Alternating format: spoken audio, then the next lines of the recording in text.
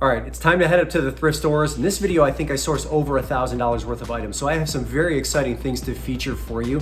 But then I'm gonna take you to a very interesting place that has something to do with those horrible jobs that you all commented on in the last video. One of them kept turning up, and so I'm gonna take you somewhere that has something to do related to that. You'll see what I'm talking about, just stay tuned.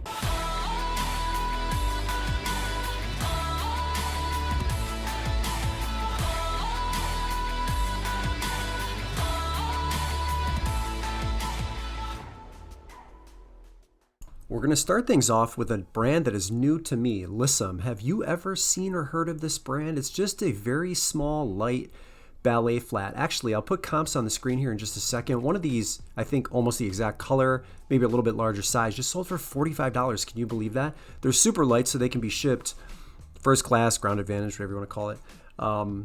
But this is brand new to me, so I'm going to list mine for $35. I can get them shipped for $5, but keep your eye out for that. Very few listed on that brand, and almost as many sold in the last 90 days. So that might be something that you want to pick up also. I'm going to grab this Kate Spade bag here too. The style on this is Emerson Place, and you can see that it's got a quilted pattern. Everything that is pink right now is probably still hot because of Barbie. It's not the greatest bolo item to keep your eye out for. So I have mine, I think, kind of aggressively priced at $45. I see a lot of them listed, not a lot of them sold. But the ones that are listed that are brand new are listed for like over $100 or so. So I'm going to try to slide in at 45. We'll see what happens. And then I'm going to pick up this hoodie here. This is a collaboration between Citizens of Humanity and Dr. Wu. If you don't know who Dr. Wu is, he's just a tattoo artist out of Los Angeles. And this was really unique because it was brand new with the tags. It comes with a pin attached to it. It says that everything is permanent is kind of the theme for this. You'll see it on the back of this hoodie as well. But he said something that was interesting because I feel the same. They asked him, Citizens of Humanity did, about something that makes him optimistic for the future, and he said it's kids. It's always refreshing when you have a conversation or you hang out with them and they're not as jaded kind of as we are. They have a very beautifully optimistic view of the future, and I felt that. We're connected in that light. I feel the same way about our youth and children. But he seems like a very grounded, interesting character, and that collaboration is very hard to find. There was an XL hoodie that sold maybe a year or two ago for $90, but you don't see that many of them on eBay. So I'm going to list that one for $100. We'll see what happens. Again, brand new with tags. What's the worst that can happen? It only cost me $5. Today, or as of the time of this recording, would be Kobe Bryant's birthday, August 23rd. This is a pair of Mamba Focus TBs right here. I threw them in the wash. They came out great. I think they're a size men's 9.5. So if you experience like elevated sales or maybe more interest in your Kobe items today when this was recorded, that could be why. But Kobe as a brand is still huge. In fact, the University of Kentucky is the first Kobe focused brand to be featured on like their basketball uniforms. So still going strong. That's his logo right there. I'm going to get aggressive with these ones, even though prices are kind of all over the place, because there is a little bit of wear that you can see right there. I'm going to price them at $40. Again, they cleaned up really well, but yeah, Kobe's still going strong.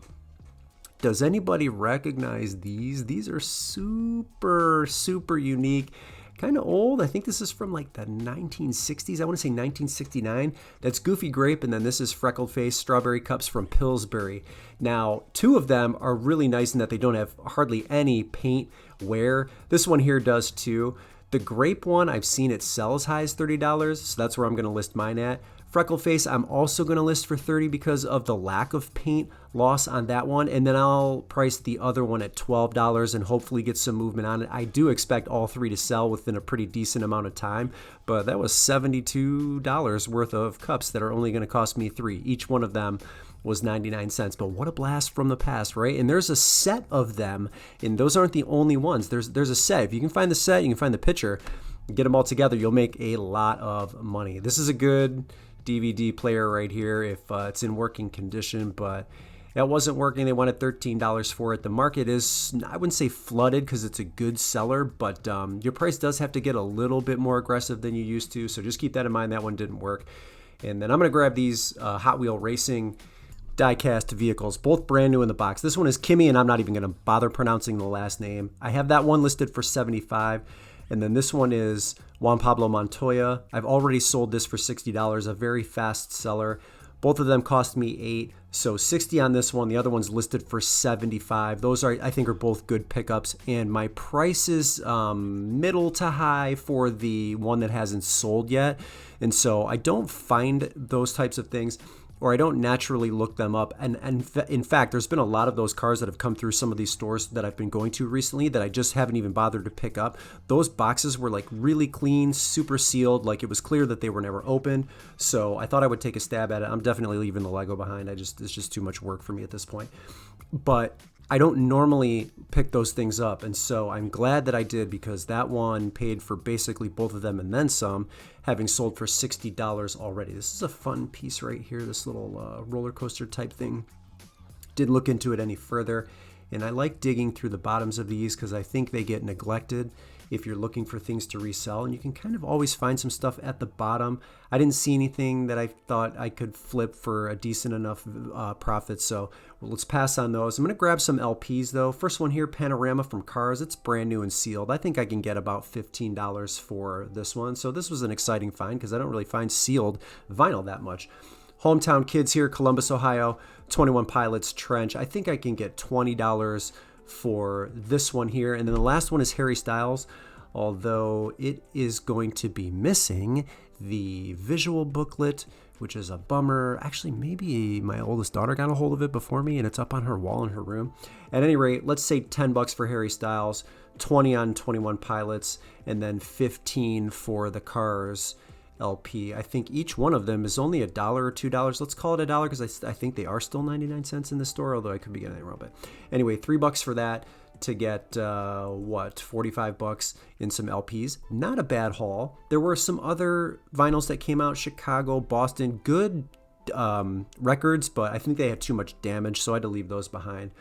Halloween prop here from Jemmy. This is a guest, it's like a haunted guest registry from Skullhaven. Pretty cool because even though it's $9, it still has the tags attached to it. When you hit the button, it makes like this like sort of ghoulish noise saying get out, and it lights up like you just saw right there. I think that's unique and interesting. I couldn't find any sold comparables to go on, but this is a no-brainer pickup for me. I'll list it for $40. I think it's unique enough that it will catch someone's eye when they're searching for Halloween props on eBay. So $9 to get $40, that's a good return. I'm surprised that these stores aren't really focusing in on Halloween sooner. I don't know what exactly they're waiting for because people are buying that stuff left and right now. So not a ton of Halloween stuff, lots of Christmas stuff in this store. But this next item is super unique, and I really wanted to show it to you folks here. I could not find much information on the artist. His name is Don Friedman. That is his signature right there. This piece is signed and it is still brand new with the tags. Now, when you do research on it, you'll see Tree of Life come up for him. This one here says Sandy Hill Oak, although it looks like the Tree of Life design that he is sort of most well known for, but it is super unique. It's just like fiber wall art, a really unique tapestry. It's the smaller size. These are actually like 42 by 42 on the large end. This one here is 35 by about 35. Brand new with the tags. What an interesting piece. I was looking at this one to the right of it as well, but art is not my strong suit. The other piece there, I have that listed for $400. Yes, it's going to be a bear to ship at 35 by 35, but I've shipped pachinko machines from Ohio to Washington, so shipping large items wouldn't be my first rodeo. It's still going to be a challenge to get it to its destination in one piece, but I will make it work. But wasn't that a really unique like tapestry item, wall art?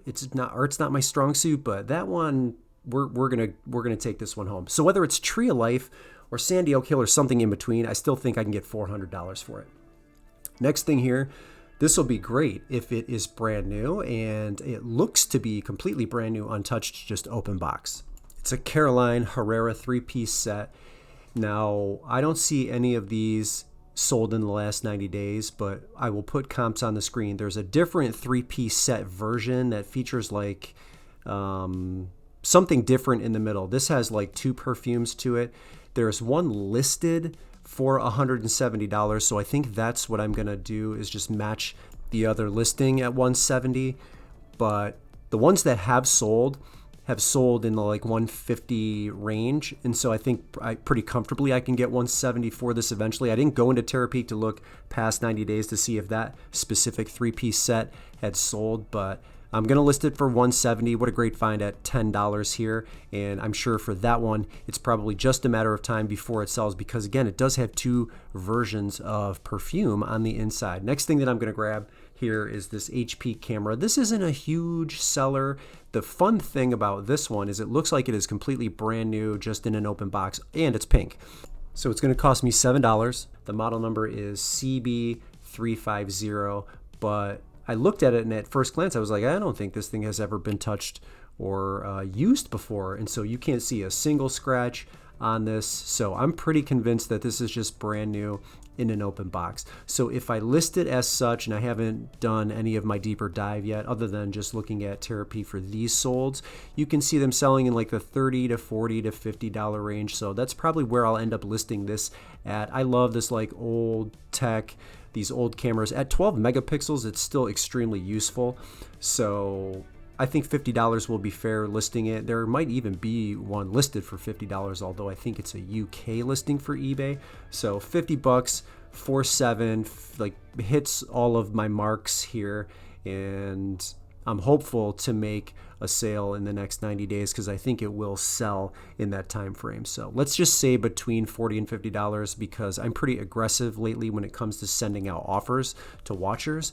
So in between $40 and $50, which would be right in line with what the previous solds said. I'm going to start picking up these little mini furnaces here shortly too.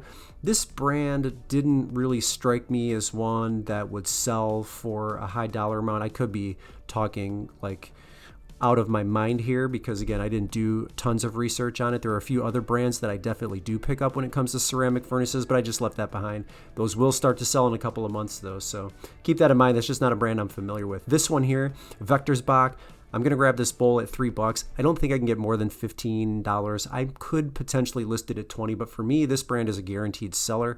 So Christmas bowl with trees on it. It's like 6 inches or so across, but $15, I think that guarantees a sale for me. And I was hoping to find some other Vectorsbach pieces, but I don't see any sitting around here. So just a random, strange, one-off bowl right there. You have to be careful. Some of their bowls, mugs are thin and very light, and so they chip easy. So just keep that in mind when you're storing them away. But totaling everything up, I spent $103, and my total listed value for everything is $1,147 for all of these items. I found it really interesting that one of the worst jobs that kept coming up in the comments from the previous video was detasseling corn. It sounds awful, but I thought that I would bring you to a really sort of unique place in Columbus, Ohio or Dublin, Ohio. If you're ever looking for a photo opportunity in a unique spot, this would be the place to come. So this is the field of corn here in Dublin, Ohio. It's 109 basically just sculptures or statues of corn. Each one of these sits 6 feet 3 inches tall. And yeah, if nothing else, it makes for an interesting photo opportunity for you and your family. Just a really unique spot. The ground that I'm standing on used to be farmed by a man named Sam Franz. And he was one of like the earliest adopters, maybe pioneers of using hybrid corn, which is basically just the result you get when you crossbreed two types of corn. The rest of the explanation of corn is like way outside the scope of this video, but I thought it was interesting and I wanted to bring you here. I've never actually walked through this myself, so it's my first opportunity, but very, very unique. And yeah, have a look at it and see if you find it as interesting and as strange as I do.